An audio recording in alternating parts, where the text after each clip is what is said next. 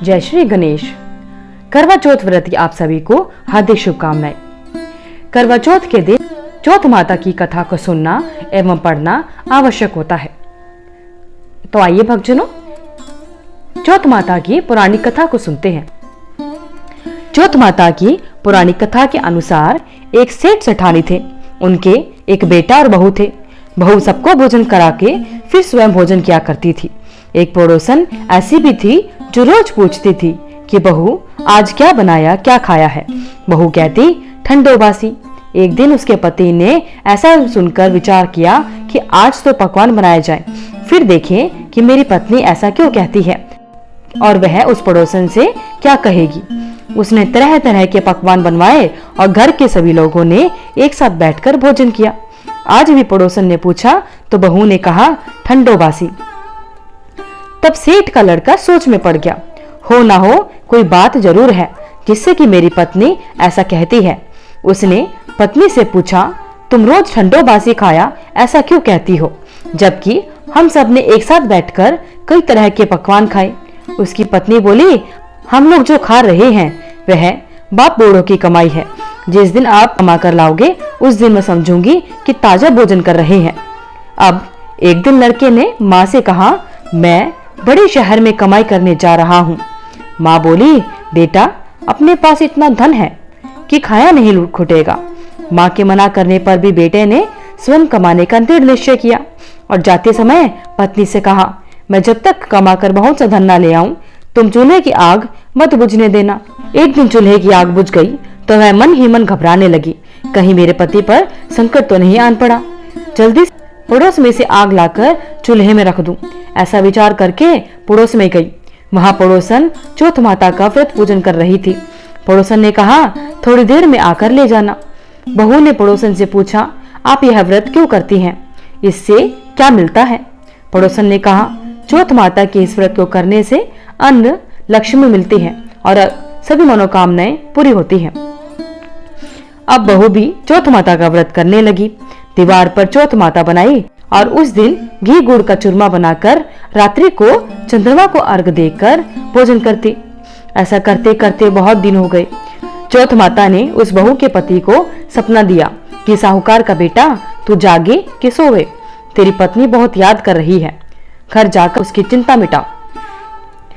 तू दुकान खोलकर कंकु केशर का पगल्या बना के बैठ जाना, आज तेरा हिसाब किताब चुकता हो जाएगा। अब तो चौथ माता ने जैसा कहा था वैसा ही हुआ। उसने घर जाने की तैयारी की और गाड़ी भर के धन दौलत लेकर चल दिया। रास्ते में एक बड़ा सा काला नाग फन फैलाए बैठ गया और कहने लगा आज तो मैं तुझे डसूंगा, छोड़ूंगा नहीं, आज तेरी आयु पूरी हो गई है। सेठ कहा आज चौथ माता ने मुझे सपना दिया है तो मैं पत्नी से मिलने घर जा रहा हूँ। वहां मेरी पत्नी बहुत चिंता कर रही है, मैं उससे मिलकर जरूर तुम्हारे पास वापस आऊंगा, तब तुम मुझे डस लेना। नाग ने कहा तुम शपथ पूर्वक कहकर जाओ तो मैं तुम्हें जाने दूंगा, परंतु लौटकर नहीं आए तो मैं तुम्हारे घर आकर तुम्हें डस लूंगा। इस प्रकार सांप को वचन देकर वह अपने घर पहुंचा। वहां सभी से हंसी खुशी मिला और भोजन करके उदास होकर बैठ गया। उसकी पत्नी ने उसके उदास होने का कारण पूछा तो पति ने काले नाग वाली सारी बातें उसे कह दी। यदि मैं उसके पास नहीं जाऊंगा तो वह घर आकर मुझे डस लेगा। पत्नी बहुत चतुर थी, उसने कहा कि आप घबराओ नहीं, लेट जाओ, मैं एक उपाय करती हूँ। पत्नी ने कमरे के 7 पैड़ी धोई और पहली पैड़ी पर रेत, दूसरी पर इत्र, तीसरी पर गुलाल फूल और चौथी पर कंकु केशर, 5वीं पर लड्डू पेड़ा, 6ठी पर गादी गलीचा और 7वीं पैड़ी पर दूध का कटोरा भरकर रख दिया। इस प्रकार वह 7 ही पैड़ी सजाकर बैठ गई।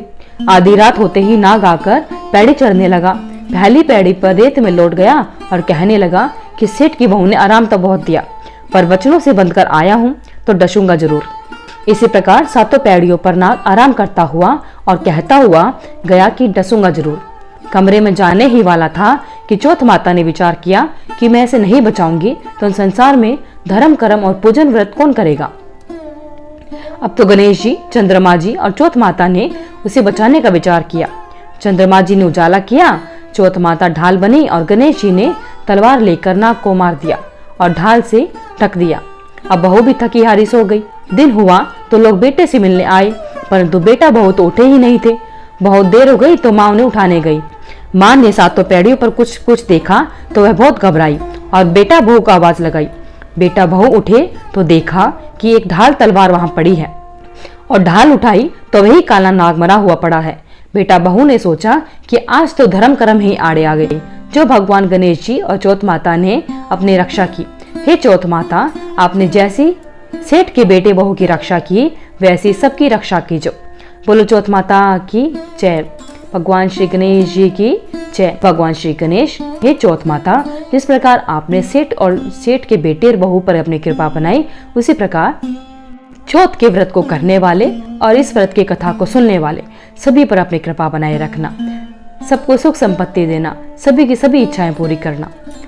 धन्यवाद। अगर आपको वीडियो अच्छी लगी तो वीडियो को लाइक करें, शेयर करें, चैनल को सब्सक्राइब करके बेल आइकन को जरूर प्रेस करें ताकि आगे आने वाले सभी वीडियोस की नोटिफिकेशन आप तक समय से पहुंचती रहे। आपका दिन मंगलमय हो। कमेंट बॉक्स में जय माता दी लिखना ना भूलें।